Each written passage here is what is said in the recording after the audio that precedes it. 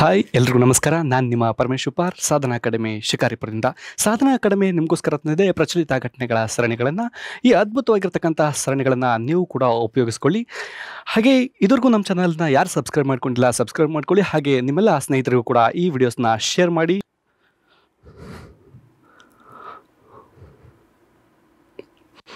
ಹಾಗಿದ್ರೆ ಈ ಪ್ರಚಲಿತ ಘಟನೆಗಳ ಸರಣಿಯ ಮೊದಲನೇ ಪ್ರಶ್ನೆ ಏನಪ್ಪಾ ಅಂತಂದರೆ, ಇತ್ತೀಚೆಗೆ 97ನೇ ಆಸ್ಕರ್ ಪ್ರಶಸ್ತಿಯನ್ನು ಪಡೆದಿರತಕ್ಕಂತಹ ಅತ್ಯುತ್ತಮ ಚಲನಚಿತ್ರ ಯಾವುದು?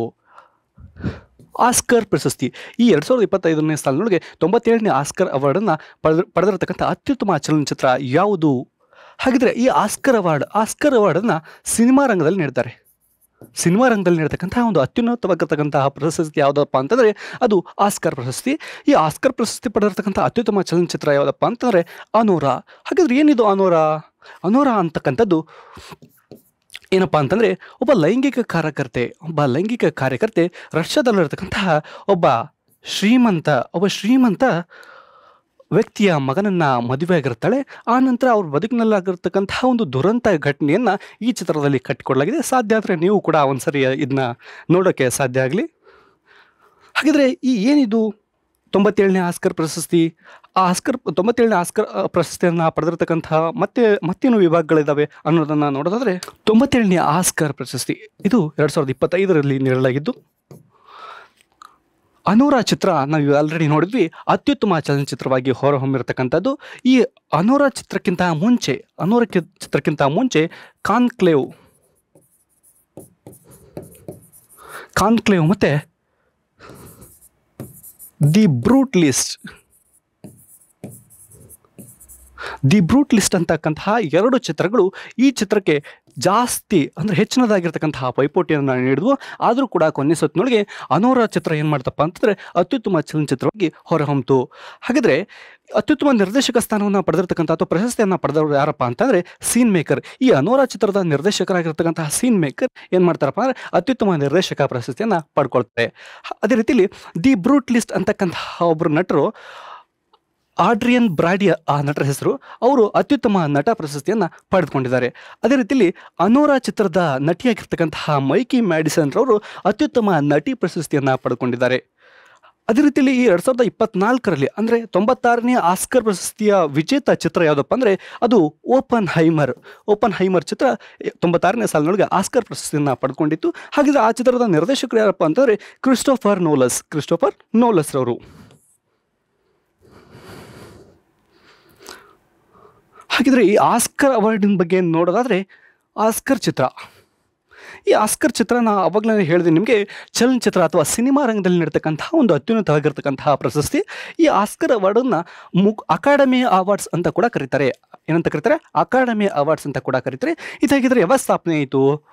ಇದು 1929 ಮೇ 16ರಂದು ಸ್ಥಾಪನೆ ಆಯಿತು.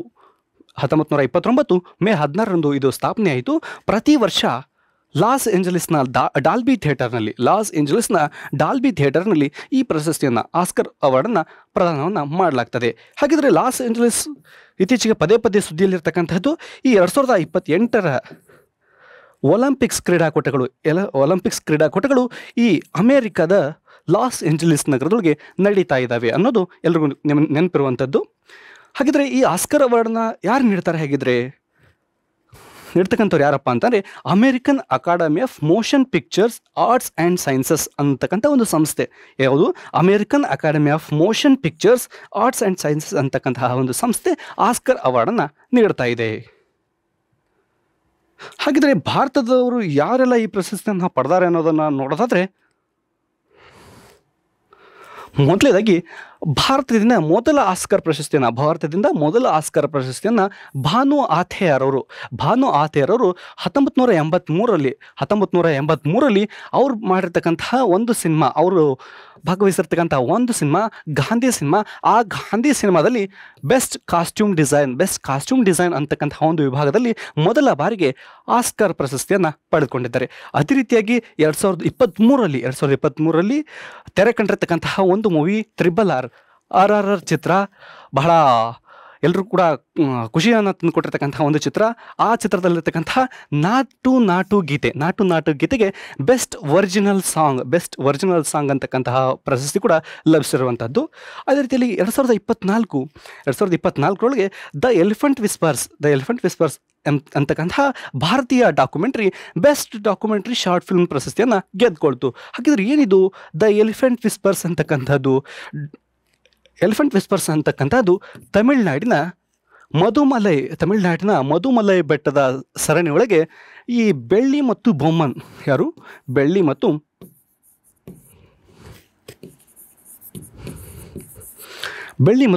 ಬೊಮ್ಮನ್ ಅಂತಕ್ಕಂತಹ ದಂಪತಿಗಳು ಏನು ಮಾಡ್ತಾರಪ್ಪ ಅಂತಂದರೆ ಒಂದು ಅನಾಥ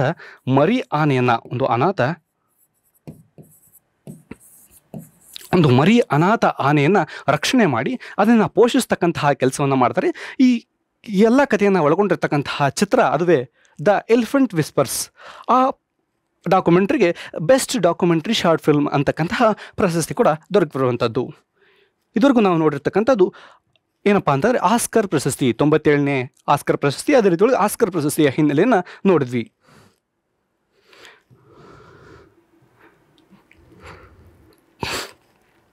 ಇನ್ನು ನೆಕ್ಸ್ಟ್ ಪ್ರಶ್ನೆ, ಇತ್ತೀಚೆಗೆ ಫೈರ್ಫ್ಲೈ ಏರೋಸ್ಪೇಸ್ ಅಂತಕ್ಕಂತಹ ಖಾಸಗಿ ಕಂಪನಿ ನಿರ್ಮಿಸಿರ್ತಕ್ಕಂತಹ ಲ್ಯಾಂಡರ್ನ ಹೆಸರೇನು? ಇತ್ತೀಚೆಗೆ ಅಮೇರಿಕಾದ ಖಾಸಗಿ ಕಂಪನಿಯಾಗಿರ್ತಕ್ಕಂಥ ಫೈರ್ಫ್ಲೈ ಏರೋಸ್ಪೇಸ್ ಅಂತಕ್ಕಂಥ ಒಂದು ಖಾಸಗಿ ಕಂಪನಿ ಒಂದು ಲ್ಯಾಂಡರ್ನ ಉಡಾವಣೆ ಮಾಡ್ತು. ಹಾಗಿದ್ರೆ ಆ ಲ್ಯಾಂಡರ್ನ ಹೆಸರೇನು ಅನ್ನೋದಾದರೆ ಬ್ಲೂ ಘೋಸ್ಟ್ ಅಂತಕ್ಕಂತಹ ಒಂದು ಲ್ಯಾಂಡರನ್ನು ಉಡಾವಣೆ ಮಾಡ್ತು. ಇದು ಚಂದ್ರನ ಅಂಗಳದಲ್ಲಿ ಕಾರ್ಯವನ್ನು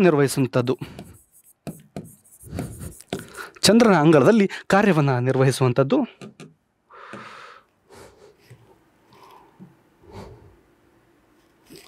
ಹಾಗಿದ್ರೆ ಏನಿದು ಬ್ಲೂ ಘೋಸ್ಟ್ ಅನ್ನೋದನ್ನು ನೋಡೋದಾದರೆ, ಇತ್ತೀಚೆಗೆ ಅಮೆರಿಕದ ಫೈರ್ಫ್ಲೈ ಏರೋಸ್ಪೇಸ್ ಅಂತಕ್ಕಂಥ ಒಂದು ಖಾಸಗಿ ಕಂಪನಿ ಬ್ಲೂ ಘೋಸ್ಟ್ ಅನ್ನುವಂಥ ಹೆಸರಿನ ಲ್ಯಾಂಡರನ್ನು ಚಂದ್ರನ ಅಂಗಳದಲ್ಲಿ ಇಳಿಸ್ತು.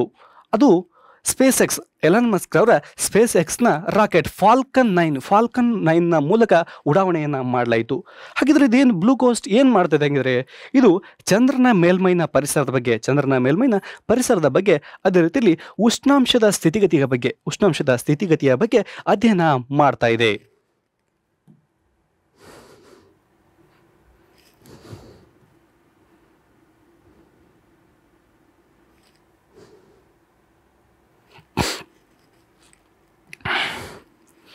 ಹಾಗಿದ್ರೆ ನೆಕ್ಸ್ಟ್ ಪ್ರಶ್ನೆ ಏನಪ್ಪಾ ಅಂತಂದರೆ, ದಿಗಂತರ ಏರೋಸ್ಪೇಸ್ ಸಂಸ್ಥೆ ಅಥವಾ ಕಂಪನಿ ಎಲ್ಲಿ ಕಂಡು ಬರ್ತದೆ?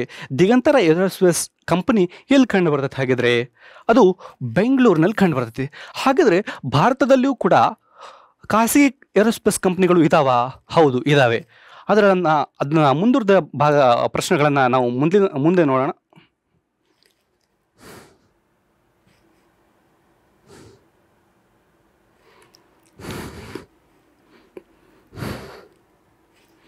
ಹಾಗಾದರೆ ನೆಕ್ಸ್ಟ್ ಪ್ರಶ್ನೆ, ದಿಗಂತರ ಏರೋಸ್ಪೇಸ್ ಸಂಸ್ಥೆ ಎಲ್ಲಿ ಕಂಡು ಬರ್ತದೆ? ದಿಗಂತರ ಏರೋಸ್ಪೇಸ್ ಸಂಸ್ಥೆ ಬೆಂಗಳೂರಿನಲ್ಲಿ ಕಂಡು ಬರ್ತದೆ. ಹಾಗಿದ್ರೆ ಭಾರತದಲ್ಲೂ ಕೂಡ ಖಾಸಗಿ ಏರೋಸ್ಪೇಸ್ ಸಂಸ್ಥೆಗಳು ಇದಾವಾ? ಹೌದು, ಇದ್ದಾವೆ. ಹಾಗಿದ್ರೆ ಖಾಸಗಿ ಏರೋಸ್ಪೇಸ್ ಸಂಸ್ಥೆಗಳನ್ನ ನೋಡೋಕ್ಕಿಂತ ಮುಂಚೆ ಭಾರತದಲ್ಲಿರ್ತಕ್ಕಂಥ ಒಂದು ಭಾರತೀಯ ಒಡೆತನದ ಏರೋಸ್ಪೇಸ್ ಸಂಸ್ಥೆ ಇದೆ. ಯಾವುದಪ್ಪ ಅಂತಂದರೆ ಇಸ್ರೋ. ಏನಿದೆ ಇಸ್ರೋ? ಇಂಡಿಯನ್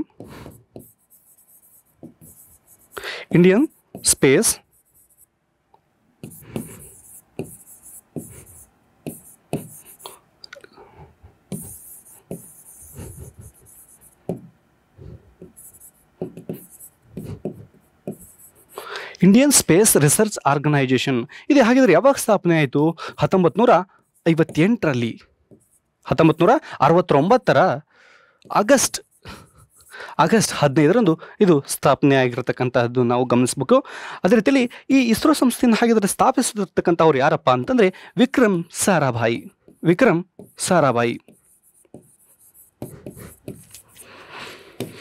ಹಾಗಿದ್ರೆ ಈ ಇಸ್ರೋದ ಪ್ರಸ್ತುತ ಚೇರ್ಮನ್ ಅಥವಾ ಅಧ್ಯಕ್ಷರು ಯಾರಿದ್ದಾರಪ್ಪ ಅಂತಂದರೆ ವಿ ನಾರಾಯಣನ್.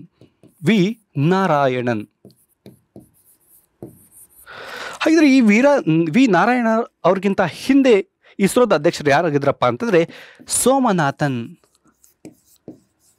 ಸೋಮನಾಥನ್ ಅನ್ನೋರು ಇಸ್ರೋದ ಈ ಹಿಂದಿನ ಅಧ್ಯಕ್ಷರಿರ್ತಕ್ಕಂಥವ್ರು. ನಾವು ಇವಾಗ ಏನು ನೋಡಿದ್ವಿ, ದಿಗಂತರ ಏರೋಸ್ಪೇಸ್ ಸಂಸ್ಥೆ ಎಲ್ಲಿ ಕಂಡು ಬರ್ತೈತೆ ಹಾಗಿದ್ರೆ ಬೆಂಗಳೂರಿನಲ್ಲಿ ಕಂಡು ಬರ್ತಕ್ಕಂತಹದ್ದು. ಹಾಗಿದ್ರೆ ಈ ಬೆಂಗಳೂರಿನಲ್ಲಿರ್ತಕ್ಕಂತಹ ಈ ದಿಗಂತರ ಏರೋಸ್ಪೇಸ್ ಕಂಪನಿಯ ಬಗ್ಗೆ ನೋಡೋದಾದರೆ ಇಲ್ಲಿ ನೋಡಿ, ಈ ದಿಗಂತರ ಏರೋಸ್ಪೇಸ್ ಸಂಸ್ಥೆ 2018 ಬೆಂಗಳೂರಿನಲ್ಲಿ ಸ್ಥಾಪನೆ ಆಗ್ತದೆ. ಹಾಗಿದ್ರೆ ಈ ದಿಗಂತರ ಏರೋಸ್ಪೇಸ್ ಸಂಸ್ಥೆಯನ್ನು ಸ್ಥಾಪಿಸಿದವರು ಯಾರು? ಅನಿರುದ್ಧ್ ಶರ್ಮಾ, ರಾಹುಲ್ ರಾವತ್, ಅದೇ ರೀತಿ ತನ್ವೀರ್ ಅಂತಕ್ಕಂತಹ ನವೋದ್ಯಮಿಗಳು ಸೇರಿ ಈ ದಿಗಂತರ ಏರೋಸ್ಪೇಸ್ ಸಂಸ್ಥೆಯನ್ನು ಹುಟ್ಟುಹಾಕ್ತಾರೆ. ಇದು ಬಾಹ್ಯಾಕಾಶದಲ್ಲಿರತಕ್ಕಂತಹ ಸಣ್ಣ ವಸ್ತುಗಳ ಮೇಲೆ ನಿಗಾ ಇರಿಸಿ ಬಾಹ್ಯಾಕಾಶ ಪರಿಸ್ಥಿತಿಯನ್ನು ಅಧ್ಯಯನ ಮಾಡುವ ಸ್ಕಾಟ್ ಉಡಾವಣೆ ಇದಾಗಿದೆ. ಹಾಗಿದ್ರೆ ಸ್ಕಾಟ್ ಅಂತಂದ್ರೆ ಏನು? Space camera for object tracking ಅಂದ್ರೆ ಏನು? ಬಾಹ್ಯಾಕಾಶದಲ್ಲಿರ್ತಕ್ಕಂಥ ಸಣ್ಣ ವಸ್ತುಗಳ ಮೇಲೆ ನಿಗಾ ಇರತಕ್ಕಂತಹ ಕೆಲಸ ಯಾವುದಪ್ಪ ಅಂತಂದರೆ ಈ ದಿಗಂತರ ಏರೋಸ್ಪೇಸ್ ಸಂಸ್ಥೆಯ ಸ್ಕಾಟ್ದು. ನಾನು ನಿಮ್ಗೆ ಈಗಾಗಲೇ ಹೇಳಿದೆ, ಭಾರತದಲ್ಲಿಯೂ ಕೂಡ ಇಂತಹ ಖಾಸಗಿ ಏರೋಸ್ಪೇಸ್ ಸಂಸ್ಥೆಗಳು ಇದಾವ ಅಂತ. ಹೌದು, ಇದಾವೆ ಅಂತ ಹೇಳಿದೆ. ಹಾಗಾದ್ರೆ ಯಾವುವು ಭಾರತದಲ್ಲಿರ್ತಕ್ಕಂತಹ ಪ್ರಮುಖ ಖಾಸಗಿ ಏರೋಸ್ಪೇಸ್ ಕಂಪನಿಗಳು ಯಾವುವು ಅನ್ನೋದನ್ನು ನೋಡೋದಾದರೆ, ಮೊದಲೇದು ಸ್ಕೈರೂಟ್ ಏರೋಸ್ಪೇಸ್ ಸಂಸ್ಥೆ ಹೈದರಾಬಾದ್. ಅದೇ ರೀತಿಯಾಗಿ ಅಗ್ನಿಕುಲ್ ಕಾಸ್ಮೋಸ್ ಸಂಸ್ಥೆ ಚೆನ್ನೈನಲ್ಲಿದೆ. ಹಾಗೆ Dhruva space company Hyderabad, Pixxel aerospace ಸಂಸ್ಥೆ ಬೆಂಗಳೂರು, ಬೆಲ್ಟ್ರಿಕ್ ಏರೋಸ್ಪೇಸ್ ಸಂಸ್ಥೆ ಬೆಂಗಳೂರು. ಹಾಗಿದ್ರೆ ಇವನ್ನ ಒಂದೊಂದನ್ನಾಗಿ ನೋಡೋದಾದರೆ, ಮೊದಲನೇದಾಗಿ ಸ್ಕೈರೂಟ್ ಏರೋಸ್ಪೇಸ್ ಸಂಸ್ಥೆ ಇದು 2018 ಹೈದರಾಬಾದ್ನಲ್ಲಿ ಸ್ಥಾಪನೆ ಆಗಿರ್ತಕ್ಕಂತಹದ್ದು. ಇದನ್ನು ಪವನ್ ಕುಮಾರ್ ಚಂದನ್ ಅದೇ ರೀತಿಯಲ್ಲಿ ನಾಗಾ ಭರತ್ ಡಾಕಾ ಅಂತಕ್ಕಂತಹ ಇಬ್ಬರು ನವೋದ್ಯಮಿಗಳು ಸೇರಿ ಈ ಸ್ಕೈರೂಟ್ ಏರೋಸ್ಪೇಸ್ ಸಂಸ್ಥೆಯನ್ನು ಹುಟ್ಟುಹಾಕಿರುವಂಥದ್ದು. ಈ ಸ್ಕೈರೂಟ್ ಏರೋಸ್ಪೇಸ್ ಸಂಸ್ಥೆ ದೇಶದಲ್ಲೇ ಮೊದಲ ಬಾರಿಗೆ ಖಾಸಗಿ ರಾಕೆಟ್ ಆಗಿರ್ತಕ್ಕಂತಹ ವಿಕ್ರಮ್ ಎಸ್ ಅನ್ನು ಅಭಿವೃದ್ಧಿಪಡಿಸಿರುವಂತಹದ್ದು. ಏನು ಸ್ಕೈರೂಟ್ ಏರೋಸ್ಪೇಸ್ ಸಂಸ್ಥೆ ಏನು ಮಾಡಿದಪ್ಪ ಅಂತಂದರೆ ದೇಶದೊಳಗೆ ಮೊದಲ ಬಾರಿಗೆ ಖಾಸಗಿ ರಾಕೆಟನ್ನು ಅಭಿವೃದ್ಧಿಪಡಿಸಿರ್ತಕ್ಕಂಥದ್ದು. ಆ ಖಾಸಗಿ ರಾಕೆಟ್ ಯಾವುದಪ್ಪ ಅಂತಂದರೆ ವಿಕ್ರಮ್ ಎಸ್. ಸರಿನಾ? ನೆಕ್ಸ್ಟ್ ಬರ್ತಕ್ಕಂತಹದ್ದು ಅಗ್ನಿಕುಲ್ ಕಾಸ್ಮೋಸ್ ಅಂತಕ್ಕಂತಹ ಏರೋಸ್ಪೇಸ್ ಸಂಸ್ಥೆ 2017 ಚೆನ್ನೈನಲ್ಲಿ ಸ್ಥಾಪನೆ ಆಗಿರ್ತಕ್ಕಂಥದ್ದು. ಈ ಅಗ್ನಿಕುಲ್ ಕಾಸ್ಮೋಸ್ ಸಂಸ್ಥೆಯನ್ನು ಶೀನಾ ರವಿಚಂದ್ರನ್, ಮೋಹಿನ್ ಮತ್ತು ಸತ್ಯ ಚಕ್ರವರ್ತಿ ಅಂತಕ್ಕಂತಹ ನವೋದ್ಯಮಿಗಳು ಸ್ಥಾಪನೆ ಮಾಡಿರುವಂತಹದ್ದು. ಈ ಅಗ್ನಿಕುಲ್ ಸಂಸ್ಥೆಯಿಂದ ವಿಶ್ವದ ಮೊದಲ 3D ಪ್ರಿಂಟೆಡ್ ಅಗ್ನಿಬಾನ್ ರಾಕೆಟ್ ಅನ್ನ ಅಭಿವೃದ್ಧಿಪಡಿಸಲಾಗಿದೆ. ಈ ಅಗ್ನಿಕುಲ್ ಕಾಸ್ಮೋಸ್ ಅಂತಕ್ಕಂತಹ ಏರೋಸ್ಪೇಸ್ ಸಂಸ್ಥೆ ಏನು ಮಾಡುತ್ತಪ್ಪ ಅಂತಂದ್ರೆ ವಿಶ್ವದೊಳಗೆ ಮೊದಲ ಬಾರಿಗೆ 3D ಪ್ರಿಂಟೆಡ್ ರಾಕೆಟ್ ಆಗಿರ್ತಕ್ಕಂಥ ಅಗ್ನಿಬಾನ್ ರಾಕೆಟ್ ಅನ್ನ ಅಭಿವೃದ್ಧಿಪಡಿಸಿರುವಂತಹದ್ದು. ಅದೇ ರೀತಿಯಲ್ಲಿ ಧನುಷ್ ಅಂತಕ್ಕಂಥದ್ದೇನು ಅಗ್ನಿಕುಲ್ ಸಂಸ್ಥೆಯ ಮೊದಲ ಖಾಸಗಿ ಮೊಬೈಲ್ ಲಾಂಚ್ ಪ್ಯಾಡ್ ಇದಾಗಿದೆ. ಅಗ್ನಿಕುಲ್ನ ಮೊದಲ ಖಾಸಗಿ ಲಾಂಚ್ ಪ್ಯಾಡ್ ಯಾವುದಪ್ಪ ಅಂತಂದ್ರೆ ಅದು ಧನುಷ್ ಆಗಿರ್ತಕ್ಕಂಥದ್ದು. ಇನ್ನು ನೆಕ್ಸ್ಟ್ ಬರ್ತಕ್ಕಂತಹದ್ದು ಧ್ರುವ ಸ್ಪೇಸ್ ಏರೋಸ್ಪೇಸ್ ಸಂಸ್ಥೆ. ಇದು 2012 ಹೈದರಾಬಾದ್ನಲ್ಲಿ ಸ್ಥಾಪನೆ ಆಗಿರುವಂತಹದ್ದು. ಇದನ್ನು ಸಂಜಯ್ ನೇಕಂಟೆ ಅಂತಕ್ಕಂತಹ ಒಬ್ಬ ನವೋದ್ಯಮಿ ಸ್ಥಾಪಿಸಿರುವಂಥದ್ದು. ಇದು ಏನು ಧ್ರುವ ಸ್ಪೇಸ್ ಸಂಸ್ಥೆ ಇದೆಯಲ್ಲ, ಇದು ಇನ್ಸ್ಪೇಸ್ ಸಂಸ್ಥೆಯೊಂದಿಗೆ ಒಡಂಬಡಿಕೆ ಅಥವಾ ಒಪ್ಪಂದ ಮಾಡಿಕೊಂಡಿರುವಂತಹ ಒಂದು ಬಾಹ್ಯಾಕಾಶ ಸಚಿವಾಲಯದ ಅಡಿಯಲ್ಲಿ ಬರ್ತಕ್ಕಂತಹ ಒಂದು ಸಂಸ್ಥೆ. ಇದು ಇನ್ಸ್ಪೇಸ್ ಸಂಸ್ಥೆ ಅನ್ನುವಂಥದ್ದು ಭಾರತ ಸರ್ಕಾರದ ಬಾಹ್ಯಾಕಾಶ ಸಚಿವಾಲಯದ ಅಡಿಯಲ್ಲಿ ಕಾರ್ಯನಿರ್ವಹಿಸುವ ಸಂಸ್ಥೆಯಾಗಿದೆ. ಇನ್ಸ್ಪೇಸ್ ಯೋಜನೆ ಇಲ್ಲ, ಇದು ಖಾಸಗಿ ಸಂಸ್ಥೆಗಳ ಭಾಗವಹಿಸುವಿಕೆಯನ್ನು ಹೆಚ್ಚಿಸ್ತಕ್ಕಂತಹ ಕೆಲಸವನ್ನು ಮಾಡ್ತದೆ. ಈ ಇನ್ಸ್ಪೇಸ್ ಸಂಸ್ಥೆ ಖಾಸಗಿ ಸಂಸ್ಥೆಗಳ ಭಾಗವಹಿಸುವಿಕೆಯನ್ನು ಹೆಚ್ಚಿಸುವಂಥದ್ದು. ಇನ್ನು ನೆಕ್ಸ್ಟ್ ಬರ್ತಕ್ಕಂಥದ್ದು ಫಿಕ್ಸೆಲ್ ಏರೋಸ್ಪೇಸ್ ಕಂಪನಿ ಅಥವಾ ಸಂಸ್ಥೆ. ಈ ಸಂಸ್ಥೆ ಸ್ಥಾಪನೆಯಾಗಿದ್ದು 2019 ಬೆಂಗಳೂರಿನಲ್ಲಿ ಸ್ಥಾಪನೆ ಆಗಿರ್ತಕ್ಕಂಥದ್ದು. ಇದನ್ನು ಆವೈಸ್ ಅಹಮದ್ ಮತ್ತು ಕ್ಷಿತಿಜ್ ಪಾಂಡೆಲಾಲ ಅಂತಕ್ಕಂತಹ ಇಬ್ಬರು ನವೋದ್ಯಮಿಗಳು ಸ್ಥಾಪನೆಯನ್ನು ಮಾಡಿರ್ತಕ್ಕಂಥದ್ದು. ಈ ಫಿಕ್ಸೆಲ್ನ ಮೊದಲ ಉಪಗ್ರಹ ಯಾವುದಪ್ಪ ಅಂತಂದರೆ ಅದು ಶಕುಂತಲಾ. ಫಿಕ್ಸೆಲ್ ಸ್ಥಾಪಿಸಿರ್ತಕ್ಕಂತಹ ಮೊದಲ ಉಪಗ್ರಹ ಯಾವುದಪ್ಪ ಅಂತಂದರೆ ಶಕುಂತಲಾ. ಇನ್ನು ನೆಕ್ಸ್ಟ್ ಬರ್ತಕ್ಕಂಥದ್ದು ಬೆಲ್ಟ್ರಿಕ್ ಏರೋಸ್ಪೇಸ್ ಸಂಸ್ಥೆ. ಈ ಬೆಲ್ಟ್ರಿಕ್ ಏರೋಸ್ಪೇಸ್ ಸಂಸ್ಥೆ 2018ರೊಳಗೆ ಬೆಂಗಳೂರಿನಲ್ಲಿ ಸ್ಥಾಪನೆಯಾಗಿರುವಂತಹದ್ದು. ಈ ಸಂಸ್ಥೆಯನ್ನು ರೋಹನ್ ಎಂ ಗಣಪತಿ ಮತ್ತು ಯಶಸ್ ಕರ್ಣಂ ಅಂತಕ್ಕಂತಹ ನವೋದ್ಯಮಿಗಳು ಸ್ಥಾಪಿಸಿರುವಂಥದ್ದು. ಈ ಬೆಲ್ಟ್ರಿಕ್ ಏರೋಸ್ಪೇಸ್ ಸಂಸ್ಥೆ ಪ್ರಾಜೆಕ್ಟ್ 200 ಅಂತಕ್ಕಂಥ ಒಂದು ಪ್ರಾಜೆಕ್ಟನ್ನು ಮಾಡಿರುವಂಥದ್ದು. ಅದು ಅತಿ ಕಡಿಮೆ ಭೂಮಿಯ ಕಕ್ಷೆಯಲ್ಲಿ ಕಾರ್ಯನಿರ್ವಹಿಸಬಲ್ಲ ನವೀನವಾಗಿರ್ತಕ್ಕಂಥ ಒಂದು ಉಪಗ್ರಹ. ಈ ಪ್ರಾಜೆಕ್ಟ್ 200 ಅಂತಕ್ಕಂಥದ್ದು ಅತಿ ಕಡಿಮೆ ಭೂಕಕ್ಷೆಯಲ್ಲಿ ಕಾರ್ಯವನ್ನು ನಿರ್ವಹಿಸತಕ್ಕಂತಹ ಒಂದು ಉಪಗ್ರಹ. ಹಾಗಾದರೆ ನೆಕ್ಸ್ಟ್ ಪ್ರಶ್ನೆಯನ್ನು ನೋಡೋದಾದರೆ, ಇತ್ತೀಚೆಗೆ ನಾಸಾ ಉಡಾವಣೆ ಮಾಡಿದ ಹೊಸ ಬಾಹ್ಯಾಕಾಶ ದೂರದರ್ಶಕದ ಹೆಸರೇನು? ಇತ್ತೀಚೆಗೆ ನಾಸಾ ಉಡಾವಣೆ ಮಾಡಿದ ಹೊಸ ಬಾಹ್ಯಾಕಾಶ ದೂರದರ್ಶಕದ ಹೆಸರೇನು? ಇತ್ತೀಚೆಗೆ ನಾಸಾ ಸಂಸ್ಥೆ ಸ್ಪೇರೆಕ್ಸ್ ಅಂತಕ್ಕಂತಹ ಒಂದು ಟೆಲಿಸ್ಕೋಪನ್ನು ಉಡಾವಣೆ ಮಾಡಿತು. ಈ ಸ್ಪೇರೆಕ್ಸ್ ಟೆಲಿಸ್ಕೋಪ್ ಇತ್ತೀಚೆಗೆ ನಾಸಾ ಉಡಾವಣೆ ಮಾಡಿರ್ತಕ್ಕಂತಹ ಒಂದು ಬಾಹ್ಯಾಕಾಶ ದೂರದರ್ಶಕ.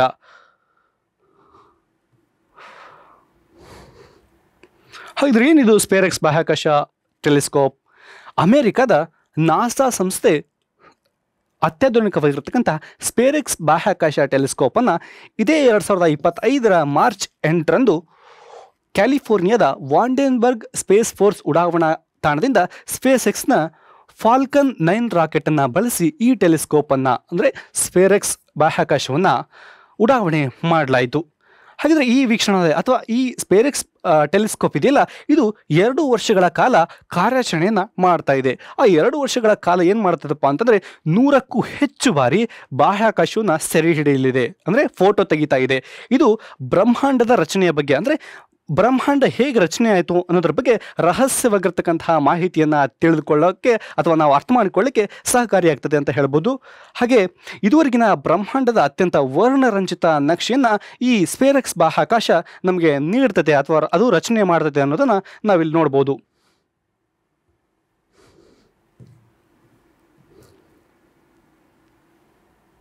ಇನ್ನು ಸ್ಪೆಕ್ಟ್ರೋಸ್ಕೋಪಿಯನ್ನು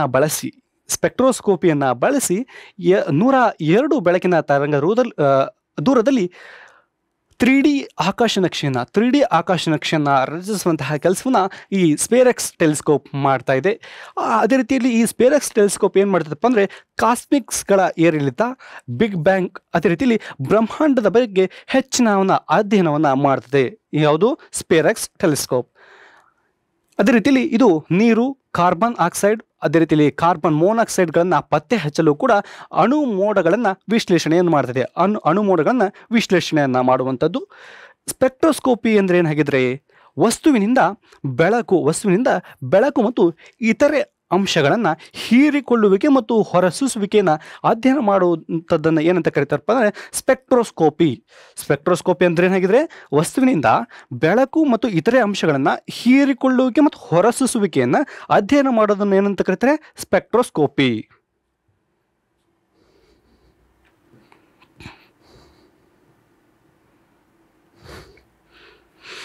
ಹಾಗಾದರೆ ಎಲ್ಲರೂ ಇಲ್ಲಿ ಗಮನಿಸುವಂಥದ್ದು, ಇತ್ತೀಚೆಗೆ ಇಸ್ರೋ ಸ್ಪೇಡೆಕ್ಸ್ ಯೋಜನೆ ಬಹಳ ಸುದ್ದಿಯಲ್ಲಿರತಕ್ಕಂಥದ್ದು. ಏನಿದು ಹಾಗಾದರೆ ಸ್ಪೇಡೆಕ್ಸ್ ಯೋಜನೆ ಅನ್ನೋದನ್ನು ನೋಡೋದಾದರೆ, ಇದೇ 2024 ಡಿಸೆಂಬರ್ 30ರಂದು ಆಂಧ್ರ ಪ್ರದೇಶದ ಶ್ರೀಹರಿಕೋಟಾದಿಂದ PSLV C-60 ರಾಕೆಟನ್ನು ಬಳಸಿ ಸ್ಪೇಡೆಕ್ಸ್ ಉಪಗ್ರಹಗಳನ್ನು ಉಡಾವಣೆ ಮಾಡಲಾಗಿತ್ತು. ಈ ಉಡಾವಣೆಯಲ್ಲಿನ ರಾಕೆಟ್ನಲ್ಲಿ ಚೇಸರ್ ಮತ್ತು ಟಾರ್ಗೆಟ್ ಅಂತಕ್ಕಂಥ 2 ಪುಟ್ಟ ಉಪಗ್ರಹಗಳನ್ನು ಕೂಡ ಉಡಾವಣೆಯನ್ನು ಮಾಡಲಾಗಿತ್ತು. ಹಾಗಾದರೆ ಏನಿದು? ಆ ಸುದ್ದಿಯೊಳಗೆ ಈ ಡಾಕಿಂಗ್ ಮತ್ತು ಅನ್ಡಾಕಿಂಗ್ ಅನ್ನುವ 2 ಶಬ್ದಗಳು ಪ್ರಚಲಿತದಲ್ಲಿದ್ದು, ಹಾಗಾದರೆ ಏನಿದು ಡಾಕಿಂಗ್ ಅನ್ಡಾಕಿಂಗ್ ಅನ್ನೋದನ್ನು ನೋಡೋದಾದರೆ, ಡಾಕಿಂಗ್ ಅಂತಂದರೆ ಬಾಹ್ಯಾಕಾಶದಲ್ಲಿ ಉಪಗ್ರಹಗಳ ಜೋಡಣೆ. ಬಾಹ್ಯಾಕಾಶದೊಳಗೆ ಏನಪ್ಪ ಅಂತಂದರೆ ಈ ಚೇಸರ್ ಮತ್ತು ಟಾರ್ಗೆಟ್ ಉಪಗ್ರಹಗಳನ್ನು ಜೋಡಿಸ್ತಕ್ಕಂತಹ ಕೆಲಸವನ್ನು, ಈ ಪ್ರಕ್ರಿಯೆಯನ್ನು ಏನಂತ ಕರೀತಾರೆ? ಡಾಕಿಂಗ್ ಅಂತ ಕರೀತಾರೆ. ಅದೇ ರೀತಿಯಲ್ಲಿ ಅನ್ಡಾಕಿಂಗ್ ಅಂತ ಅಂದ್ರೇನು? ಈ ಚೇಸರ್ ಮತ್ತು ಟಾರ್ಗೆಟ್ ಉಪಗ್ರಹಗಳನ್ನು ಬೇರ್ಪಡಿಸ್ತಕ್ಕಂತಹ ಕೆಲಸಕ್ಕೆ ಅಥವಾ ಪ್ರಕ್ರಿಯೆಗೆ ಏನಂತ ಕರೀತಾರಪ್ಪ ಅಂದರೆ ಅನ್ಡಾಕಿಂಗ್ ಅಂತ ಕರೀತಾರೆ. ಒಂದೇನು ಡಾಕಿಂಗ್, ಇನ್ನೊಂದೇನು ಅನ್ಡಾಕಿಂಗ್.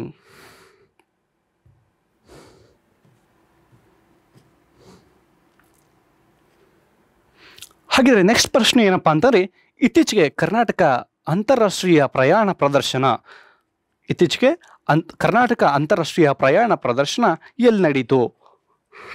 ಕೈಟ್ ಅಂದ್ರೆ Karnataka international travel expo. Karnataka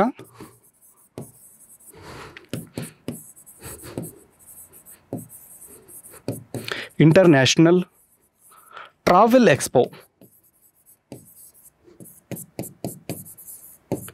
expo 2025 ಹಾಗಿದ್ರೆ ಎಲ್ಲಿ ನಡೀತಿದ್ದು? ಅದು ನಮ್ಮ ಕರ್ನಾಟಕದ ಬೆಂಗಳೂರಿನಲ್ಲಿ ನಡೆದಿರುವಂತಹದ್ದು. ಹಾಗಿದ್ರೆ ಏನಿದು ಕೈಟ್ ಅನ್ನೋದನ್ನ ನೋಡೋದಾದ್ರೆ,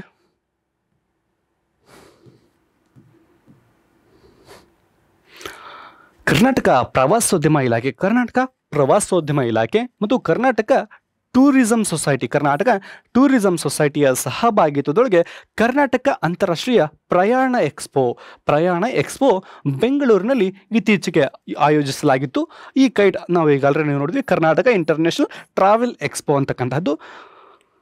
ಈ ಕರ್ನಾಟಕದ ಪ್ರಸ್ತುತ ಪ್ರವಾಸೋದ್ಯಮ ಸಚಿವರು ಯಾರಿದ್ದಾರಪ್ಪ ಅಂತಂದ್ರೆ ಎಚ್ ಕೆ ಪಾಟೀಲ್ ರವರಿದ್ದಾರೆ. ಈ ಪ್ರತಿ ವರ್ಷ ಸೆಪ್ಟೆಂಬರ್ 26 ಪ್ರವಾಸೋದ್ಯಮ ದಿನವನ್ನಾಗಿ ಆಚರಣೆನ ಮಾಡಲಾಗ್ತದೆ. ಪ್ರವಾಸೋದ್ಯಮ ದಿನ ಹಾಗಿದ್ರೆ ಯಾವಾಗ? ಸೆಪ್ಟೆಂಬರ್ 26. ಕರ್ನಾಟಕ ಪ್ರವಾಸೋದ್ಯಮದ ಧ್ಯೇಯವಾಕ್ಯ ಏನಪ್ಪಾ ಅಂತಂದ್ರೆ, ಒಂದು ರಾಜ್ಯ ಹಲವು ಜಗತ್ತು. ಹಾಗಿದ್ರೆ ಕರ್ನಾಟಕದ ನೆರೆಹೊರೆಯ ರಾಜ್ಯಗಳ ಪ್ರವಾಸೋದ್ಯಮದ ಧ್ಯೇಯವಾಕ್ಯಗಳನ್ನು ನೋಡೋದಾದ್ರೆ, ಮೊದಲೇದು ಯಾವುದಪ್ಪ ಅಂತಂದರೆ ಗೋವಾದ ಪ್ರವಾಸೋದ್ಯಮದ ಧ್ಯೇಯವಾಕ್ಯ ಏನಪ್ಪಾ ಅಂತಂದರೆ, ಒಂದು ಪರಿಪೂರ್ಣ ರಜಾತಾಣ ಅಂತಕ್ಕಂಥದ್ದು ಈ ಗೋವಾದ ಪ್ರವಾಸೋದ್ಯಮದ ಧ್ಯೇಯವಾಕ್ಯವಾಗಿರ್ತಕ್ಕಂಥದ್ದು. ಇನ್ನು ನೆಕ್ಸ್ಟ್ ಬರ್ತಕ್ಕಂಥದ್ದು ಮಹಾರಾಷ್ಟ್ರದ ಪ್ರವಾಸೋದ್ಯಮದ ಧ್ಯೇಯವಾಕ್ಯ ಏನಪ್ಪಾ ಅಂತಂದರೆ ಅನಿಯಮಿತ ಅಂದ್ರೇನು? ಎಂಡ್ಲೆಸ್ ಅನ್ನೋ ರೀತಿಯೊಳಗೆ. ಇನ್ನು ನೆಕ್ಸ್ಟ್ ಬರ್ತಕ್ಕಂಥದ್ದು ಆಂಧ್ರ ಪ್ರದೇಶದ ಏನಪ್ಪಾ ಅಂತಂದ್ರೆ, ಒಂದು ಅದ್ಭುತ ಭಾರತದ ಸಾರ. ಇನ್ನು ನೆಕ್ಸ್ಟ್ ಬರ್ತಕ್ಕಂಥದ್ದು ತಮಿಳುನಾಡಿದ್ದೇನಪ್ಪ ಅಂತಂದ್ರೆ ಮೋಹಕ ನಾಡು ತಮಿಳುನಾಡು. ಇನ್ನು ನೆಕ್ಸ್ಟ್ ಬರ್ತಕ್ಕಂಥದ್ದು ತೆಲಂಗಾಣದ್ದೇನಪ್ಪ ಅಂತಂದ್ರೆ ಇಲ್ಲಿ ಎಲ್ಲವೂ ಇದೆ ಅಂತಕ್ಕಂಥದ್ದು ತೆಲಂಗಾಣದ ಪ್ರವಾಸೋದ್ಯಮದ ಧ್ಯೇಯವಾಕ್ಯ. ಅದೇ ರೀತಿಯಲ್ಲಿ ಕೇರಳದ ಪ್ರವಾಸೋದ್ಯಮದ ಧ್ಯೇಯವಾಕ್ಯ ಏನು ಅಂತ ನಿಮಗೆ ಈಗ ಆಲ್ರೆಡಿ ಎಲ್ರಿಗೂ ಗೊತ್ತಿರುವಂಥದ್ದು ಏನಪ್ಪಾ ಅಂತಂದ್ರೆ ದೇವರ ಸ್ವಂತ ನಾಡು ಅಂತಕ್ಕಂಥದ್ದು ಕರ್ನಾಟಕದ ಪ್ರವಾಸೋದ್ಯಮದ ಧ್ಯೇಯವಾಕ್ಯ ಆಗಿರ್ತಕ್ಕಂತಹದ್ದು.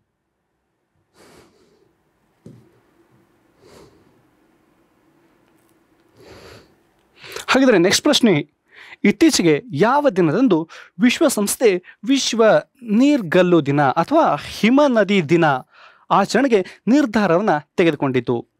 ವಿಶ್ವಸಂಸ್ಥೆ ಇತ್ತೀಚೆಗೆ ನೀರ್ಗಲ್ಲು ದಿನ ಅಥವಾ ಹಿಮನದಿ ದಿನವನ್ನು ಆಚರಣೆ ಮಾಡಲಿಕ್ಕೋಸ್ಕರ ಒಂದು ದಿನವನ್ನು ಆಯ್ಕೆಯನ್ನು ಮಾಡಿಕೊಳ್ತು. ಹಾಗಿದ್ರೆ ಯಾವ ದಿನ ಅದು ಅಂತಂದರೆ ಮಾರ್ಚ್ 21 ವಿಶ್ವ ನೀರ್ಗಲ್ಲು ಅಥವಾ ಹಿಮನದಿ ದಿನ ಅಂತಂದು ಆಚರಣೆ ಮಾಡಲಿಕ್ಕೆ ವಿಶ್ವಸಂಸ್ಥೆ ನಿರ್ಧಾರವನ್ನು ಕೈಗೊಂಡಿರತಕ್ಕಂತಹದ್ದು.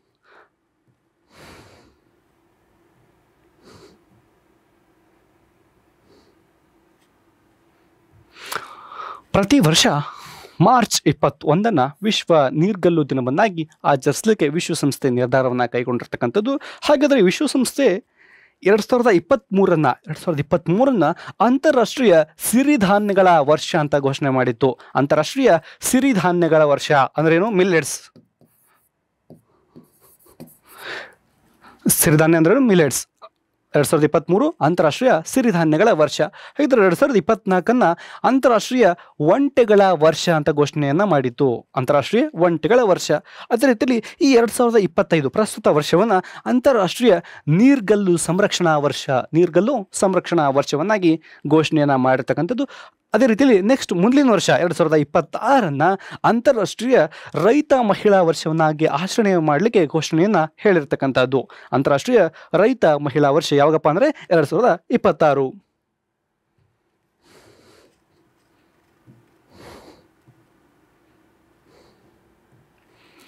ನೆಕ್ಸ್ಟ್ ಪ್ರಶ್ನೆ ಏನಪ್ಪಾ ಅಂತಂದ್ರೆ, ಇತ್ತೀಚೆಗೆ ಗೋಲ್ಡನ್ ಕಾರ್ಡ್ ಯೋಜನೆ ಜಾರಿಗೆ ತಂದ ದೇಶ ಯಾವುದು? ಇತ್ತೀಚೆಗೆ ಗೋಲ್ಡನ್ ಕಾರ್ಡ್ ಅಂತಕ್ಕಂಥದ್ದು, ಈ ಗೋಲ್ಡನ್ ಕಾರ್ಡ್ ಅಂತಕ್ಕಂತಹ ಯೋಜನೆ ಜಾರಿಗೆ ಬಂದಿತ್ತು.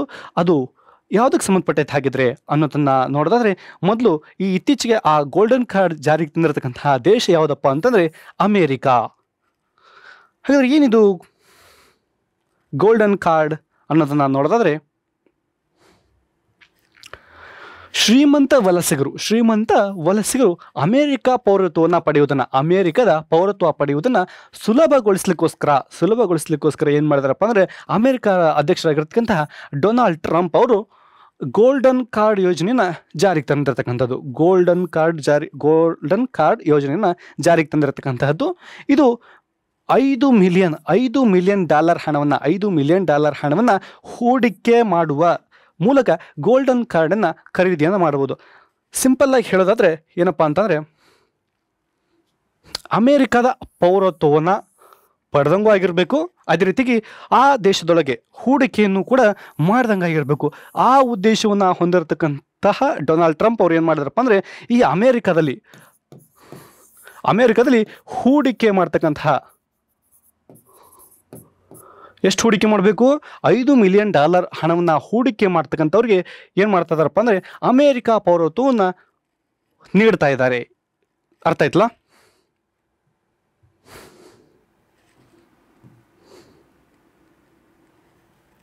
ಇನ್ನು ನೆಕ್ಸ್ಟ್ ಪ್ರಶ್ನೆ, ಭಾರತದ 5ನೇ ಸಾರಿಗೆ ಎಂದು ಕರೆಯಲ್ಪಡುವ ಸಾರಿಗೆ ವ್ಯವಸ್ಥೆ ಯಾವುದು? ಇತ್ತೀಚೆಗೆ ಬಹಳ ನ್ಯೂಸ್ನಲ್ಲಿರ್ತಕ್ಕಂಥ ಒಂದು ಸಾರಿಗೆ, ಭವಿಷ್ಯದ ಸಾರಿಗೆ ಅಂತ ಕೂಡ ಇದನ್ನು ಕರೀತಾರೆ. ಆ ಸಾರಿಗೆ ಯಾವುದಪ್ಪ ಅಂತಂದರೆ ಹೈಪರ್ ಲೂಪ್ ಅಂತಕ್ಕಂಥದ್ದನ್ನು ಭವಿಷ್ಯದ ಸಾರಿಗೆ ಅಥವಾ 5ನೇ ಸಾರಿಗೆ ಅಂತ ಕರೀತಾ ಇದ್ದಾರೆ. ಹಾಗಿದ್ರೆ ಏನಿದು ಹೈಪರ್ ಲೂಪ್ ಅನ್ನೋದನ್ನು ನೋಡೋದಾದರೆ, ಸಾರಿಗೆ ವ್ಯವಸ್ಥೆಯ ವೇಗವನ್ನು ಹೆಚ್ಚಿಸಲಿಕ್ಕೋಸ್ಕರ ಅಥವಾ ಬಲಪಡಿಸಲಿಕ್ಕೋಸ್ಕರ ಚೆನ್ನೈನಲ್ಲಿ ಕಳೆದ ವರ್ಷ ಸಿದ್ಧವಾಗಿದ್ದ ದೇಶದ ಮೊದಲ ಹೈಪರ್ ಲೂಪ್ ಪರೀಕ್ಷಾ ಟ್ರ್ಯಾಕನ್ನು ಇತ್ತೀಚೆಗೆ ಅನಾವರಣ ಮಾಡಲಾಯಿತು. ಈ ಅನಾವರಣ ಮಾಡಿದವರು ಯಾರಪ್ಪ ಅಂದರೆ, ರೈಲ್ವೆ ಸಚಿವರಾಗಿರ್ತಕ್ಕಂತಹ ಅಶ್ವಿನ್ ವೈಷ್ಣವ್.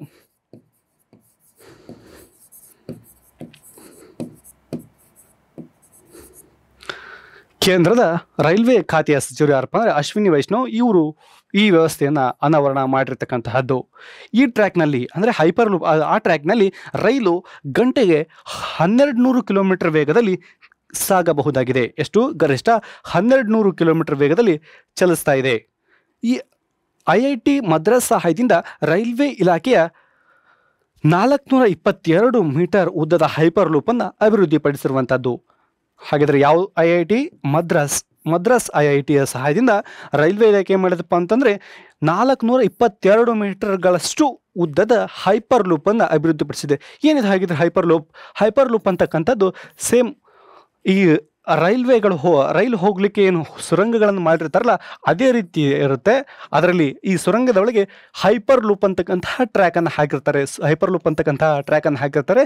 ಇದು ವಿಮಾನಕ್ಕಿಂತ 2 ಪಟ್ಟು ವೇಗದಲ್ಲಿ ರೈಲುಗಳು ಸಂಚಾರವನ್ನು ಮಾಡಲಿಕ್ಕೆ ಸಾಧ್ಯವಾಗುವಂತಹ ಟ್ರ್ಯಾಕ್ಗಳು ಇವಾಗಿದ್ದಾವೆ.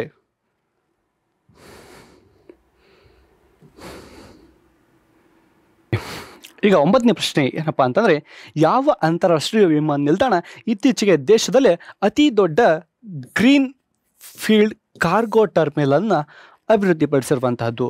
ಇತ್ತೀಚೆಗೆ ಯಾವ ಅಂತಾರಾಷ್ಟ್ರೀಯ ವಿಮಾನ ನಿಲ್ದಾಣ ಅತಿ ದೊಡ್ಡದಾಗಿರತಕ್ಕಂಥ ಗ್ರೀನ್ ಫೀಲ್ಡ್ ಕಾರ್ಗೋ ಟರ್ಮಿನಲನ್ನು ಅಭಿವೃದ್ಧಿಪಡಿಸಿದೆ ಅಂತ ಕೇಳಲಾಗಿದೆ.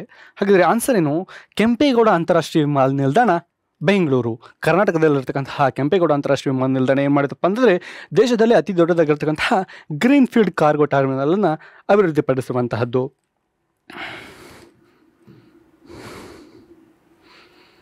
ಈ ಗ್ರೀನ್ ಫೀಲ್ಡ್ ಕಾರ್ಗೋ ಟರ್ಮಿನಲನ್ನು ಬೆಂಗಳೂರಿನಲ್ಲಿ ಕೆಂಪೇಗೌಡ ಅಂತಾರಾಷ್ಟ್ರೀಯ ವಿಮಾನ ನಿಲ್ದಾಣದಲ್ಲಿ ಅಭಿವೃದ್ಧಿಪಡಿಸಲಾಗಿದೆ ಅನ್ನೋದನ್ನು ನೋಡಿದ್ವಿ. ಹಾಗಿದ್ರೆ ಈ ಟರ್ಮಿನಲ್ನ ಅಭಿವೃದ್ಧಿಪಡಿಸಿರ್ತಕ್ಕಂಥವ್ರು ಯಾರಪ್ಪ ಅಂತಂದರೆ ಮೇಂಜಿಸ್ ಏವಿಯೇಷನ್ ಅಂತಕ್ಕಂತಹ ಸಂಸ್ಥೆ ಇದನ್ನು ನಿರ್ಮಿಸಿರ್ತಕ್ಕಂತಹದ್ದು.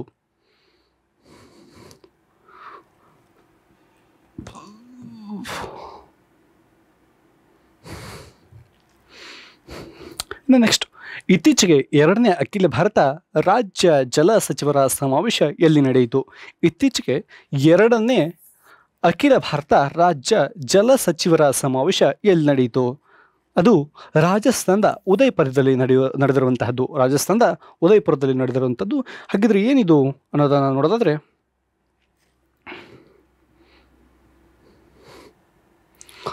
ಜಲಶಕ್ತಿ ಸಚಿವಾಲಯ ರಾಜಸ್ಥಾನದ ಉದಯಪುರದಲ್ಲಿ 2ನೇ ಅಖಿಲ ಭಾರತ ರಾಜ್ಯ ಜಲ ಸಚಿವರ ಸಮ್ಮೇಳನವನ್ನು ಆಯೋಜನೆಯನ್ನು ಮಾಡಿತ್ತು. ಈ ಸಮ್ಮೇಳನದ ಧ್ಯೇಯವಾಕ್ಯ ಏನಪ್ಪಾ ಅಂತಂದ್ರೆ, ಜಲದೃಷ್ಟಿ 2047, ಜಲ ಸುರಕ್ಷಿತ ರಾಷ್ಟ್ರ, ಜಲ ಸುರಕ್ಷಿತ ರಾಷ್ಟ್ರ. ಮೊದಲನೇ ಅಖಿಲ ಭಾರತ ರಾಜ್ಯ ಜಲ ಸಚಿವರ ಸಮ್ಮೇಳನ 2023ರಲ್ಲಿ ಭೋಪಾಲ್ನಲ್ಲಿ ನಡೆದಿತ್ತು. ಮಧ್ಯಪ್ರದೇಶದ ಭೋಪಾಲ್ನಲ್ಲಿ ನಡೆದಿರತಕ್ಕಂತಹದ್ದು.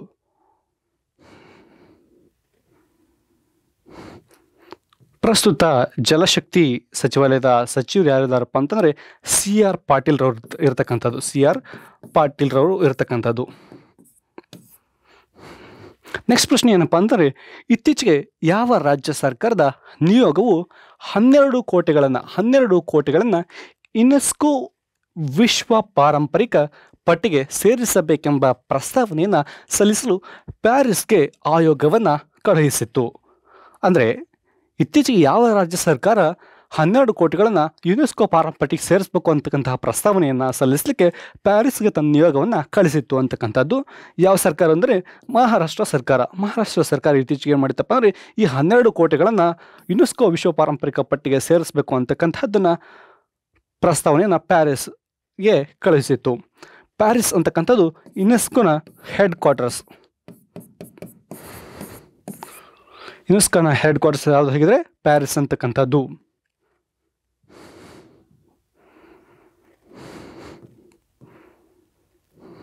ಮಹಾರಾಷ್ಟ್ರ ಸರ್ಕಾರ ಭಾರತದ ಮರಾಠರ ಮಿಲಿಟರಿ ಭೂದೃಶ್ಯ ಅಂತಕ್ಕಂಥ ವಿಷಯದ ಅಡಿಯಲ್ಲಿ 12 ಕೋಟೆಗಳನ್ನು ವಿಶ್ವ ಪಾರಂಪರಿಕ ಪಟ್ಟಿಯಲ್ಲಿ ಸೇರಿಸಲಿಕ್ಕೆ ಪ್ರಸ್ತಾವನೆಯನ್ನು ಸಲ್ಲಿಸಿತು.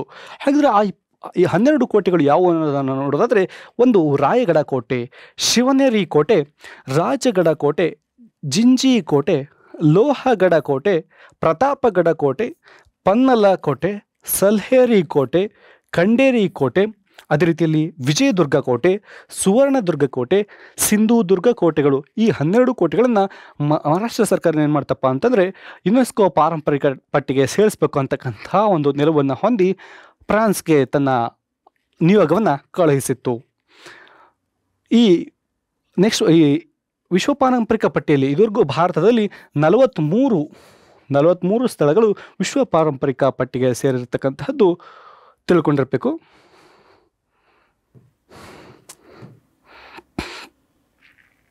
ಇನ್ನು ನೆಕ್ಸ್ಟ್ ಪ್ರಶ್ನೆ ಬರ್ತಕ್ಕಂಥದ್ದು, ಇತ್ತೀಚೆಗೆ ಒಪೆಕ್ ಪ್ಲಸ್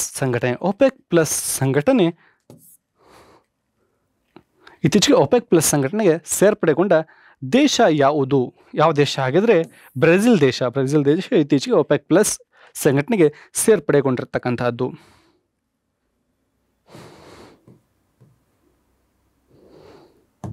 ಹಾಗಿದ್ರೆ ಏನಿದು? ಬ್ರೆಜಿಲ್ ವಿಶ್ವದೊಳಗೆ 7ನೇ ಅತಿ ದೊಡ್ಡ ತೈಲ ಉತ್ಪಾದಕ ರಾಷ್ಟ್ರ.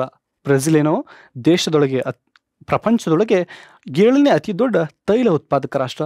ಹಾಗಿದ್ರೆ ಜಗತ್ತಿನೊಳಗೆ ಅತಿ ಹೆಚ್ಚು ತೈಲ ಉತ್ಪಾದಿಸುವ ರಾಷ್ಟ್ರಗಳು ಯಾವುವು ಅನ್ನೋದನ್ನು ನೋಡೋದಾದರೆ, ಮೊದಲನೇ ಸ್ಥಾನದೊಳಗೆ ಅಮೇರಿಕಾ ಇರತಕ್ಕಂತಹದ್ದು.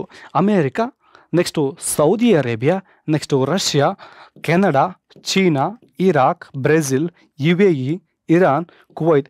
ಈ 10 ರಾಷ್ಟ್ರಗಳು ಪ್ರಪಂಚದಲ್ಲಿಯೇ ಅತಿ ಹೆಚ್ಚು ತೈಲ ಉತ್ಪಾದಿಸ್ತಕ್ಕಂತಹ ರಾಷ್ಟ್ರಗಳಾಗಿದ್ದಾವೆ.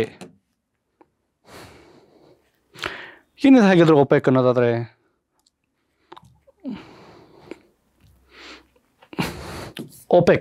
ಒಪೆಕ್ ಅಂದ್ರೇನು? Organisation of the petroleum exporting countries. ಅಂದ್ರೇನು? ಪೆಟ್ರೋಲಿಯಂ ರಫ್ತು ಮಾಡುವ ರಾಷ್ಟ್ರಗಳ ಒಕ್ಕೂಟ.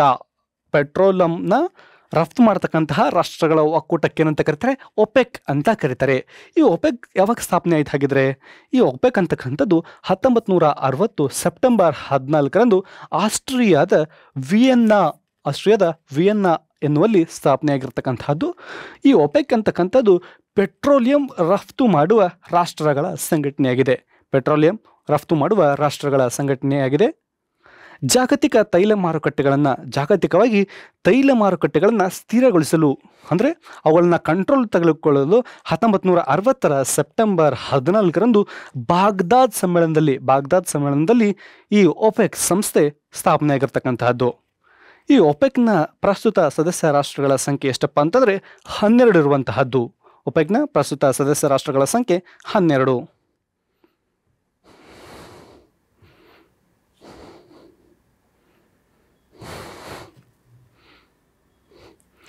ಪ್ರಸ್ತುತ ಸುದ್ದಿಯಲ್ಲಿರ್ತಕ್ಕಂಥದ್ದು ಒಪೆಕ್ ಪ್ಲಸ್. ಏನಿದು ಒಪೆಕ್ ಪ್ಲಸ್? 2016ರಲ್ಲಿ ಸ್ಥಾಪನೆ ಆಗಿರ್ತಕ್ಕಂಥದ್ದು. ಒಪೆಕ್ ಸಂಘಟನೆಯ ಒಪೆಕ್ ಸದಸ್ಯರಲ್ಲದ 10 ತೈಲ ಉತ್ಪಾದಿಸುವ ರಾಷ್ಟ್ರಗಳೊಂದಿಗೆ ಪಾಲುದಾರಿಕೆ ಮಾಡಿಕೊಂಡು ಒಪೆಕ್ ಪ್ಲಸ್ ಮೈತ್ರಿಕೂಟವನ್ನು ಸ್ಥಾಪನೆ ಮಾಡಿದೆ. ಒಪೆಕ್ ಸಂಸ್ಥೆ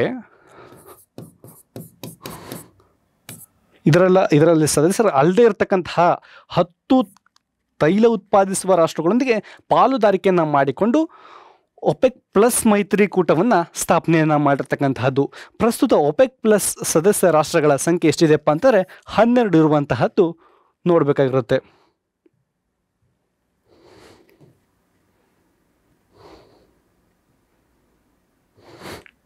ಇನ್ನು ನೆಕ್ಸ್ಟ್ ಪ್ರಶ್ನೆ ಏನಪ್ಪ ಅಂದರೆ, ಇತ್ತೀಚೆಗೆ ಸೆಬಿಯ 11ನೇ ಮುಖ್ಯಸ್ಥರಾಗಿ ಆಯ್ಕೆಯಾದವ್ರು ಯಾರು? ಇತ್ತೀಚೆಗೆ ಸೆಬಿಯ 11ನೇ ಮುಖ್ಯಸ್ಥರಾಗಿ ಆಯ್ಕೆಯಾದವ್ರು ಯಾರಪ್ಪ ಅಂತಂದರೆ ತುಹಿನ್ ಕಾಂತ್ ಪಾಂಡೆರವರು ಇತ್ತೀಚೆಗೆ ಸೆಬಿಯ 11ನೇ ಮುಖ್ಯಸ್ಥರಾಗಿ ಆಯ್ಕೆಯಾಗಿರ್ತಕ್ಕಂಥದ್ದು. ಏನು ಹಾಗಿದ್ರೆ ಸೆಬಿ ಅಂತಂದರೆ? ಈ ಸೆಬಿ ಅಂತಂದರೆ ಏನಪ್ಪ ಅಂದರೆ securities exchange board of India ಅಂತಕ್ಕಂಥದ್ದು ಸೆಬಿಯ ಪೂರ್ಣ ವಿಸ್ತೃತ ರೂಪ.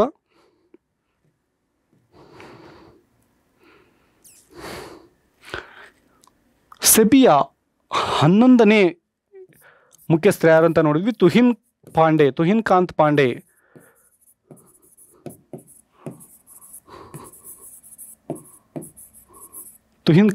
ಅವರು. ಹಾಗಾದರೆ 10ನೇ ಮುಖ್ಯಸ್ಥರು ಯಾರಾಗಿದ್ರು ಅನ್ನೋದನ್ನು ಇಂಪಾರ್ಟೆಂಟ್. ಯಾಕಪ್ಪ ಅಂದರೆ ಅವರು ಭಾರತದ ಸೆಬಿಯ ಮೊದಲ ಮಹಿಳಾ ಮುಖ್ಯಸ್ಥರಾಗಿ ಕಾರ್ಯವನ್ನು ನಿರ್ವಹಿಸಿರ್ತಕ್ಕಂಥದ್ದು ಅವರೇ ಮಾಧವಿಪುರಿ ಬುಜ್. ಈ ಮಾಧವಿಪುರಿ ಬುಜ್ನವರು ಸೆಬಿಯಲ್ಲಿ ವರ್ಕ್ ಮಾಡಿರ್ತಕ್ಕಂಥ ಅಥವಾ ಅದರ ಮುಖ್ಯಸ್ಥರಾಗಿರ್ತಕ್ಕಂಥ ಮೊದಲ ಮಹಿಳಾ ಮುಖ್ಯಸ್ಥರು ಅನ್ನೋದನ್ನ ನಾವೆಲ್ಲ ನೆನ್ಪಿಟ್ಕೊಳ್ಬೇಕು.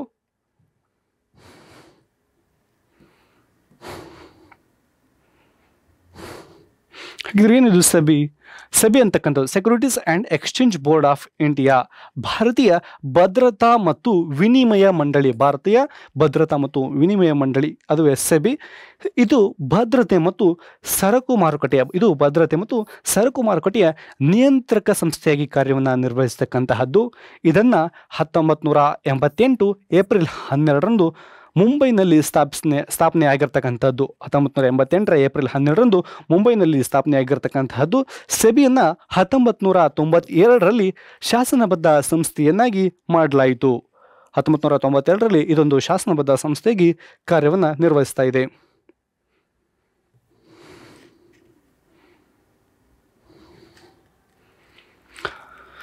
ನೆಕ್ಸ್ಟ್ ಪ್ರಶ್ನೆ ಏನಪ್ಪಾ ಅಂತಂದ್ರೆ, ಇತ್ತೀಚೆಗೆ ಕೇಂದ್ರ ಚುನಾವಣಾ ಆಯೋಗದ ಮುಖ್ಯ ಚುನಾವಣಾ ಆಯುಕ್ತರಾಗಿ ಆಯ್ಕೆಯಾದವರು ಯಾರು? ಇತ್ತೀಚೆಗೆ ಕೇಂದ್ರ ಚುನಾವಣಾ ಆಯೋಗದ ಮುಖ್ಯ ಚುನಾವಣಾ ಆಯುಕ್ತರಾಗಿ ಯಾರು ಆಯ್ಕೆಯಾದರಾಗಿದ್ದಾರೆ? ಯಾರಪ್ಪ ಆಯ್ಕೆಯಾಗಿದ್ದು ಅಂತಂದರೆ ಜ್ಞಾನೇಶ್ ಕುಮಾರ್. ಇವ್ರಿಗಿಂತ ಹಿಂದೆ ಯಾರಿದ್ರು ಹಂಗಿದ್ರೆ ರಾಜೀವ್ ಕುಮಾರ್ ಅಂತಕ್ಕಂಥವ್ರು ಮುಖ್ಯ ಚುನಾವಣಾ ಆಯುಕ್ತರಾಗಿ ಕರ್ತವ್ಯವನ್ನು ನಿರ್ವಹಿಸಿರ್ತಕ್ಕಂಥದ್ದು. ಈ ಕೇಂದ್ರ ಚುನಾವಣಾ ಆಯೋಗ ಏನಿದೆ? ಕೇಂದ್ರ ಚುನಾವಣಾ ಆಯೋಗ ಸಂವಿಧಾನದ 324ನೇ ವಿಧಿಯನ್ವಯ ಕಾರ್ಯವನ್ನು ನಿರ್ವಹಿಸುವಂಥದ್ದು. ಈ ಚುನಾವಣಾ ಆಯೋಗಗಳು ಏನು ಮಾಡ್ತವೆ? ಚುನಾವಣಾ ಆಯೋಗಗಳು ಚುನಾವಣೆಗಳನ್ನು ನಡೆಸ್ತಕ್ಕಂತಹ ಕೆಲಸವನ್ನು ಮಾಡ್ತವೆ. ಅದೇ ರೀತಿಯಲ್ಲಿ ಯಾವುದು ರಾಜ್ಯ ಪಕ್ಷ, ಯಾವುದು ರಾಷ್ಟ್ರ ಪಕ್ಷ ಅಂತಕ್ಕಂಥದ್ದನ್ನ ನಿರ್ಧಾರ ಮಾಡ್ತಕ್ಕಂಥದ್ದು ಯಾವಪ್ಪ ಅಂತಾರೆ ಅವೇ ಚುನಾವಣಾ ಆಯೋಗಗಳು. ಹಾಗಿದ್ರೆ ಚುನಾವಣಾ ಆಯೋಗಗಳ ಬಗ್ಗೆ ನೋಡೋದಾದ್ರೆ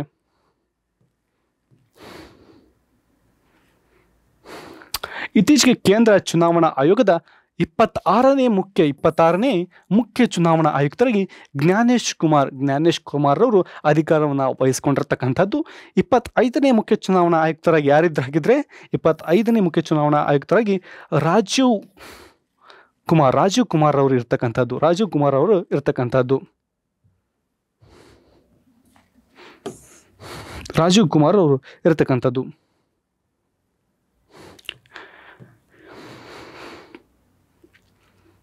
ಕೇಂದ್ರ ಚುನಾವಣಾ ಆಯೋಗ. ಈ ಕೇಂದ್ರ ಚುನಾವಣಾ ಆಯೋಗ ಸಂವಿಧಾನದ 324ನೇ ವಿಧಿಯನ್ವಯ ಕೆಲಸವನ್ನು ಮಾಡ್ತಕ್ಕಂತಹದ್ದು. ಚುನಾವಣಾ ಆಯೋಗದ ಮುಖ್ಯ ಆಯುಕ್ತರು ಮತ್ತು ಇತರೆ ಆಯುಕ್ತರುಗಳನ್ನು ರಾಷ್ಟ್ರಪತಿಗಳು ನೇಮಕವನ್ನು ಮಾಡ್ತಕ್ಕಂತಹದ್ದು. ಈ ಕೇಂದ್ರ ಚುನಾವಣಾ ಆಯೋಗದಲ್ಲಿ ಒಬ್ಬ ಮುಖ್ಯ ಚುನಾವಣಾ ಆಯುಕ್ತರು ಇರ್ತಾರೆ. ಅವ್ರ ಕೆಳಗೆ ಇಬ್ಬರು ಆಯುಕ್ತರು ಕೆಲಸವನ್ನು ನಿರ್ವಹಣೆಯನ್ನು ಮಾಡ್ತಕ್ಕಂತಹದ್ದು.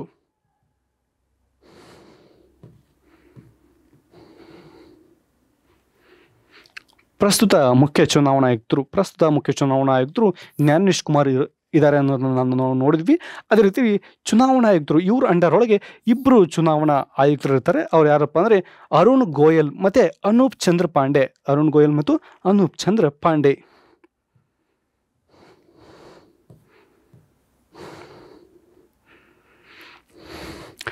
ಎಲ್ರಿಗೂ ಇದುವರೆಗೂ ಪ್ರಚಲಿತ ಘಟನೆಗಳ 1ನೇ ಸೆಷನ್ ಅರ್ಥ ಆಗಿದೆ ಅಂತ ಅಂದ್ಕೊಳ್ತೀನಿ. ಇದೇ ರೀತಿ ಪ್ರಚಲಿತ ಘಟನೆಗಳ ಭಾಗ 2ರಲ್ಲಿ ನಾನು ನಿಮ್ಮ ಮುಂದೆ ಬರಲಿದ್ದೇನೆ. ಎಲ್ಲರೂ ಕೂಡ ಈ ವಿಡಿಯೋವನ್ನು ಗಮನಿಸಿದ್ದಕ್ಕೆ ಅಥವಾ ನೋಡಿದ್ದಕ್ಕಾಗಿ ಎಲ್ರಿಗೂ ಧನ್ಯವಾದಗಳು. Thank you.